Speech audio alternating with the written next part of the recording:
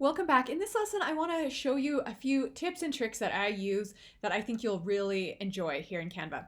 So the first thing I want to show you is how you can use free elements and how you can make sure that they're free. So if I want to add an element here, let's say I want to add a star, I can type that up here in the search bar, and then I have all of these shapes, and these are always free to use. But there's some really fun ones here in graphics. So I'm going to come over here and click on See All, and I can see all of these amazing stars. Now, some of them are free, and some of them are pro. I can tell the pro ones because they'll have this little crown here. So I like to come up here to this filter bar, and then come down here and click on the free, and then it will show me all of these free stars that I can use, and then I can come in here and play with them. And I got that went into my frame because my frame was clicked. So I'm going to hit Command or Control Z to undo that, and then I'll try that again. And I'll put it over here. And I'll make it smaller by clicking and dragging on these little corners here to make it smaller. Now I can change the color by coming up here to this little color icon, and then I can choose any color that I want. And voila, there it is. So that's really fun. Now the next tip I want to show you is how you can make sure that you have colors that really work well together, and that is by uploading a color palette. So what I did is I went to Pixabay, which has free photos that you can use, and I found a photo with colors that I really liked. So what I'm going to do is I'm going to come over here and I'm going to click on Uploads, and I'm going to upload that image. I just downloaded it, so it's going to be in my Downloads folder. And I'm going to bring that image into this invitation. I'm just going to pull it over here to the side.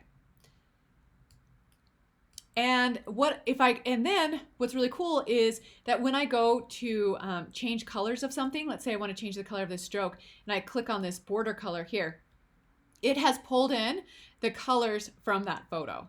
So that's really cool. So then I can change this however I want, but I know that my colors will all look good because they've been pulled from this photo. And so I know that I'll have a color palette that really looks good. So I'll click on this white, I'll come over here to the border color, click on that, and then I'll pick this teal green. So that's a good tip if you're unsure about what colors to use or you're having a hard time picking out colors. You can do that. And of course, you can always pick out colors from the photo itself. So if I come over here, and I can always pick from photo colors from this photo. But I just wanted to also show you if you're starting an invitation from scratch, or you're making a printable from scratch for your work and you're not sure on colors, you can always just pull any color in, and then Canva will use those colors to give you a really custom color palette that will look really good together.